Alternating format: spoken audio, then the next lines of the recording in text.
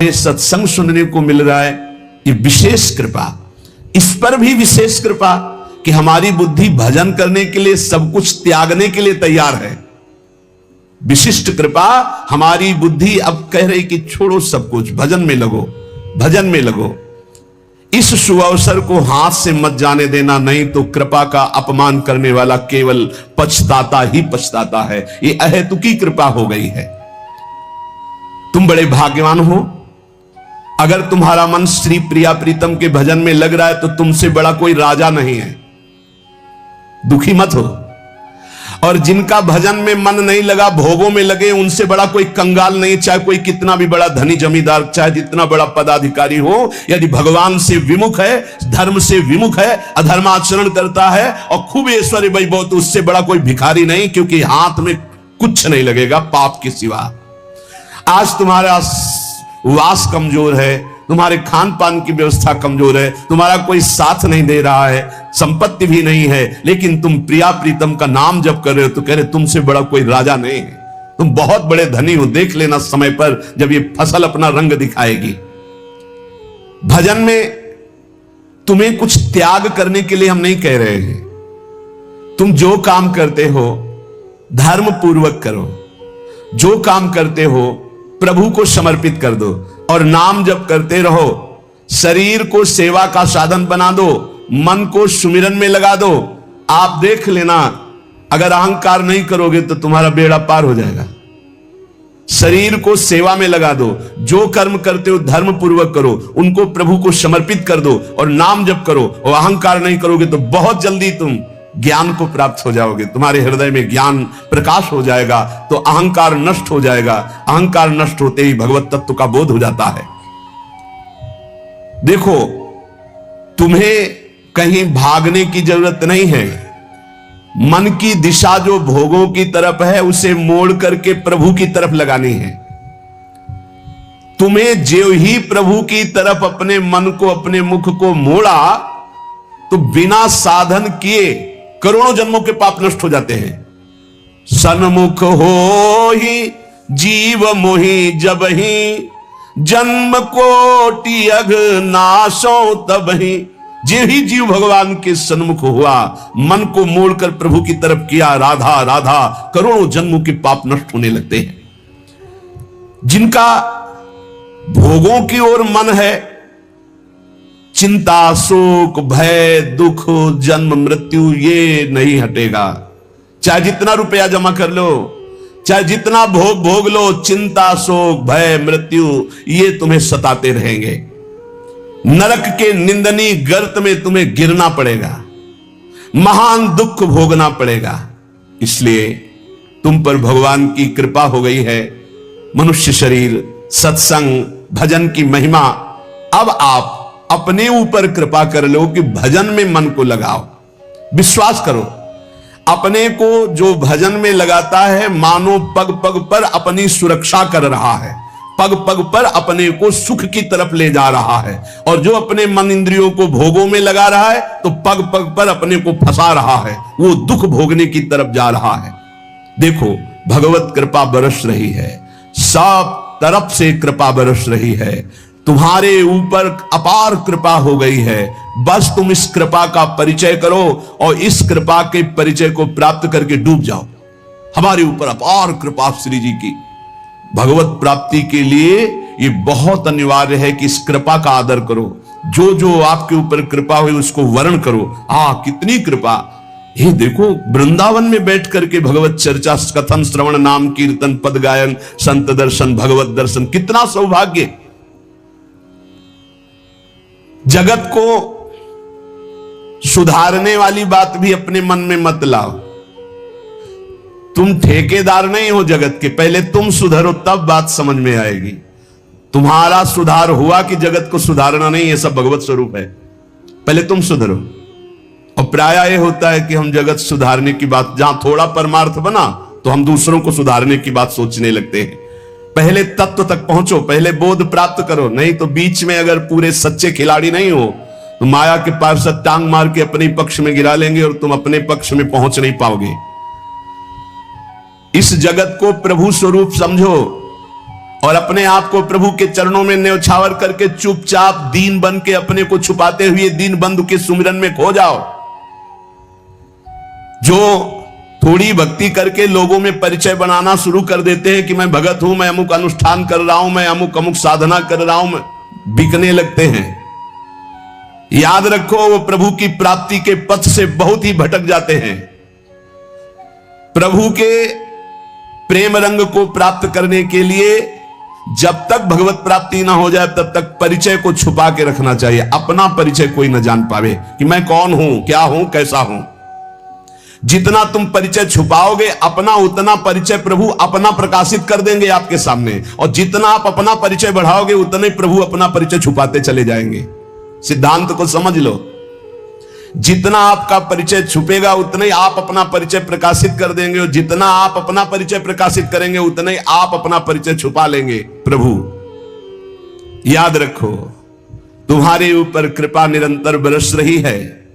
कृपा चारों तरफ से घेरे हुए है। कोई क्षण भी ऐसा ना जाए जिसमें तुम कृपा सिंधु प्रभु का विस्मरण कर दो। स्मरण परायण रहे, एक भी क्षण स्मरण के बिना ना जाए। कोई भी क्षण ऐसा नहीं जिसमें तुम विस्मरण करो। सावधान, तुम्हारे ऊपर अपार कृपा है, इसी जन्म में भगवत प्राप्ति कर लो। हम 40 वर्ष की स्मृति को देख करके कह रहे हैं, क्योंकि खास स्मृति जो जागृत हुई उसमें बड़ा परिवर्तन, 40 वर्ष में बड़ा परिवर्तन। आगे अगले जन्म में क्या हमको भजन करने के लिए अवसर मिलेगा पता नहीं, कितना विघ्न आ जाएगा। इसलिए तुम वंचित न रह जाओ भगवत प्राप्ति से, नहीं तो बहुत दुख भोगना पड़ेगा। तुम अपनी प्यारी से प्यारी वस्तु जो है, प्यारे से प्यारे जो संबंध है, उनमें झांक कर देखो। प्यार है तो प्रभु से है। अगर प्रभु शरीरों से निकल जाए तो कोई शरीर से प्यार नहीं करेगा, चाहे पत्नी हो, चाहे पुत्र हो, चाहे कोई प्यारा हो। तुम उसी प्यारे से प्यार करो, निहाल हो जाओगे। सचमुच विश्वास करो, वो सामने नहीं आ रहा पर वो छुप छुप कर आपको बहुत प्यार कर रहा है। सब मम प्रिय, सब मम उपजाए। सच्ची सच्ची सच्ची बहुत प्यार करते हैं प्रभु, बहुत प्यार करते हैं प्रियाजू अपने लोगों को। अहेतुक की कृपा। हमारा प्यार देखो क्या है, ईमानदारी से देखो, 100 में 1% प्यार नहीं प्रिया प्रीतम के प्रति, और उनका 100 का 100% हमारे प्रति प्यार है। देख लो कहां हम कौन हैं, कैसे हैं, आज भी कैसे हैं, और उनकी कृपा कहां बैठा ले, क्या कर रही कृपा उनकी, कितना अमोघ। हम कर रहे हैं तो बुरा ही कर रहे हैं, और वो कर रहे हैं तो कृपा ही कृपा कर रहे हैं। हम सोना बिगाड़न को तो सोना समारन को, तो ही मोई परी होड़। जब ये बात हम देखते हैं तो रोना आता है। कहां उनकी अपार कृपा और कहां हमारी नीचता। वो अज्ञात रूप से आपको बहुत प्यार करते हुए हर समय आपको दुलार कर रहे हैं। वो तुम्हें कभी एक क्षण के लिए भी नहीं छोड़ते। तुम केवल निरंतर स्मरण करो तो तुम्हें दिखाई देगा कि उनका परम अभय कर कमल तुम्हारे सर पर रखा हुआ है। अब किसके आशीर्वाद की मांगने की जरूरत है। तो आप पूछेंगे कि यदि इतनी बात आप कह रहे हैं कि हमारे को चारों तरफ से भगवान की कृपा घेरे हुए है, हमारे ऊपर भगवान का अभय वरद हस्त है, तो फिर मैं जल क्यों रहा हूं, मेरे अंदर जलन क्यों है, हृदय क्यों नहीं शीतल हो जाता। दिन रात हृदय में शोक है, विषाद है, चिंता है, आग की तरह जल रहा है, चैन नहीं मिल रही है। ये क्या कृपा है आपकी, ये क्या आपका अभय वरद हस्त है। आप कह रहे हो सब पर कृपा है, तो मेरा तो हृदय जलता रहता है, मेरा तो हृदय विषाद चिंता शोक से युक्त रहता है। उत्तर यह है, ना आग है ना जलन है। तुम समझ नहीं पा रहे हो, तुम्हारी उल्टी सोच की जलन है, तुम्हारी उल्टी समझ के कारण यह जलन है। अगर समझ जाओगे तो निहाल हो जाओगे। तुम्हारी उल्टी चाल है, दुख की तरफ चल रहे हो, असत का चिंतन कर रहे हो, जो जलन है उसका चिंतन कर रहे हो, उसमें फंसे हो इसलिए जल रहे हो। क्या होगा, इतनी संपत्ति से क्या होगा, इतना हो जाए तो। आज तक कोई ऐसा मिला हो कि हाथ उठा के भगवान से कह दिया हो कि बस अब मत देना, संपत्ति हमारे लिए पर्याप्त है। कभी नहीं। 100 तो हजार, हजार तो लाख, लाख तो 10 लाख, 10 लाख तो करोड़, करोड़ से अरब, अरब से खरब। कितना मर जाओगे, एक चवन्नी तुम्हारे हाथ नहीं जाएगी, 25 पैसे हाथ नहीं जाएंगे। बस ये सोच तुम्हारी तुम्हें नरक ले जाएगी, तुम्हारी दुर्गति कर देगी। यही तुम्हारे जलन का कारण है। जलन का कारण भगवान नहीं है, जलन का कारण और कोई व्यक्ति नहीं है। जलन का कारण आपकी सोच है, आपका चिंतन है, आपका भाव है। इसी भाव को, जो मलिन भाव है, भगवत भाव में लगा दो, अभी आनंद में डूब जाओगे। आपका चिंतन। 2 ब्राह्मण बैठे हुए थे पास, एक भगत आया, उसने कहा आज हमें 2 ब्राह्मण भोजन कराने हैं, आप चलेंगे? बोले हाँ हाँ। गए, अच्छे से भोजन पाया, बाहर निकले, 11 रुपया देके पैर छुआ। तीसरा ब्राह्मण दूर खड़ा देख रहा था, तो एक ब्राह्मण मुस्कुरा रहा था जो प्रसाद पाके आया था, और दूसरा जल रहा था। तीसरे ब्राह्मण ने पूछा कि आप मुस्कुरा क्यों रहे? कहा यार आज तो भोजन की भी व्यवस्था नहीं थी, भगवान ने कितनी कृपा की, भोजन भी मिला, 11 रुपया दक्षिणा मिली। दूसरे से कहा आपका चेहरा उदास है, आप जलन से युक्त क्यों है? अरे यार हमने सोचा था 51 रुपया देगा, 11 दिया, तो 40 का तो घाटा हो गया ना, इसलिए चल रहा हूं। अब उसमें बोलो भगवान की क्या कमी है? भगवान ने दोनों को भोजन दिया, 11 दक्षिणा दी, उसका भाव उसको जला रहा है, उसका चिंतन उसको जला। एक खुश है कि भोजन भी मिला, 11 रुपया मिले, एक नाराज है, जल रहा है कि 51 तो देता, 40 का घाटा हो गया, हृदय में जल रहा है। ये जलन, ये शोक, ये चिंता, ये विषाद तुम्हारे चिंतन से है, तुम्हारी गलत दिशा से है, तुम्हारे गलत आचरणों से है। भगवान की कृपा आप पर है, पर आप गलत दिशा जा रहे हैं, आप गलत चिंतन कर रहे हैं, आपका गलत भाव है, इसलिए आप शोक, विषाद, चिंता, भय आदि में हैं। तुम्हारा ज्ञान अज्ञान ही है, क्योंकि तुम दुख को सुख मानकर भोगने के लिए दुख की तरफ जा रहे हो। इस संसार में जिसको कहीं कुछ भी अच्छा लग रहा है, कोई भोग, कोई व्यक्ति, कोई उत्पाद, कोई वस्तु, वो अज्ञान ही है। दुखालय में शाश्वतम बोर्ड लगा दिया भगवान ने, यहां नाशवान सब कुछ है जो कुछ भी आपके पास है, और सब दुख देने वाला है परिणाम में। वर्तमान में तो तुम्हें सुखद लगेगा, लेकिन परिणाम में दुख देने वाला यहां सब कुछ है। जो दिखाई दे रहा है वो है नहीं, जो है वो दिखाई नहीं दे रहा, यही माया का कार्य है। इसलिए तुम्हारी सुख की कामना तुम्हें दुख दे रही है। तुम्हारे हृदय में जो ये भाव बैठ गया है कि हम रुपया से, पद से, भोगों से, नाना प्रकार की सामग्री अगर हम मन चाही मिल जाए तो मैं सुखी हो जाऊं, कभी सुखी नहीं होगे। अगर मिल भी जाए तो कभी सुखी नहीं हो सकते, क्योंकि तब लग कुशल न जीव को, सपने हु मन विश्राम, जब लग भजत न राम को, शोक धाम तज काम। जब तक शोकों के धाम, कामनाओं का त्याग कर भगवान का भजन नहीं होगा, तब तक शांति नहीं मिल सकती स्वप्न में भी मन को। ये जो सृष्टि दिख रही है ये ऐसी है नहीं, ये अविद्या के कारण दिख रही है, ये ब्रह्ममय है, ये भगवत स्वरूप है।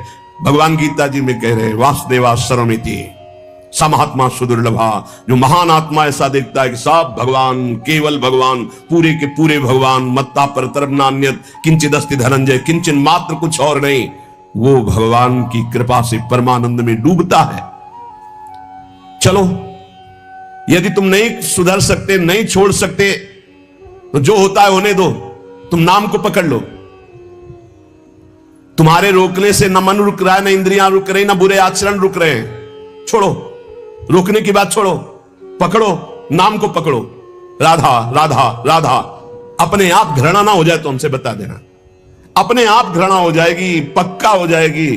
बड़े बड़े विषयी पुरुषों को ऐसी घृणा हुई कि जीवन में लौटकर कभी भोगों की तरफ नहीं देखा, जीवन में लौट करके ऐसे आसक्त भोगी पुरुष, और जिस समय नाम का कृपा प्रसाद चढ़ा तो लौट करके नहीं देखा उन भोगों की तरफ। तुम तो बस अपने मंगलमय प्रभु के चिंतन में चित्त को जोड़ दो, फिर देखो कैसा परिवर्तन होता है। तुम किसी स्थिति की खास कल्पना मत करो, निश्चिंत हो जाओ। तुम नाम के जपने में चित्त को जोड़ दिया तो ऐसे सुख के प्रवाह में पड़ोगे, तुम्हें पता ही नहीं है कि कितना सुख नाम जापक को मिलता है। अगर नाम जप नहीं करोगे तो तुम्हें पता है तुम सुख के लोभ में ऐसे भयानक जगह गिरने जा रहे हो जहां से तुम्हें केवल केवल हरि बचा सकते हैं, दूसरा नहीं। बड़ा सुंदर दिखाई दे रहा है, बड़ा लुभावना सुखद दिखाई दे रहा है, लेकिन भगवान से विमुख होकर जब इसको भोगने जाओगे तो ऐसा फंस जाओगे कि निकलना मुश्किल हो जाएगा। संसार एक ऐसा सुहाना दलदल है जिसमें जानबूझ के जाके फंस जाया जाता है। दलदल का मतलब होता है ऊपर से एकदम सूखी पपड़ी, ऐसा लगता है कि बिल्कुल आप थल में आराम से चले जाइए, कहीं कोई परेशानी, और जो ही गए फिर गले तक गए, एकदम रबड़ी जैसा वो मिट्टी होती, धंसते चले जाओ। ऐसा दुखद, ऐसा चिंता, शोक, जलन वाला संसार इतना सुहावना बना है माया से कि जानबूझ करके हम इसमें कूद जाते हो, जलते रहते। चिंता, शोक, भय, ईर्ष्या, द्वेष, काम, क्रोध, लोभ, मोह, मद, मत्सर एक है। ये सब तुम्हें जला देंगे यदि नाम जप नहीं करोगे। इसीलिए हर प्रश्न का उत्तर नाम जप है, क्योंकि शाप का बल नाम में ही प्रकट होता है। इस दुख से तुम कभी अलग नहीं हो सकते। ये दुख तुमसे कभी अलग नहीं हो सकता। ये जलाएगा जब तक भजन नहीं करोगे। इसलिए भजन करना सर्वोपरि बात समझ लो। अगर समझ में आ रही हो तो समझ लो, केवल इतना समझ लो, तुम नाम को पकड़ लो, नाम सबसे छुड़वा देगा आपको। एक जन्म स्वांग ही कर लो भक्ति का। झूठा खेले साचा होए, झूठा शुरू कर दो। ये हमारा भाव तो नहीं बनता, हमारी भक्ति तो नहीं, पर अब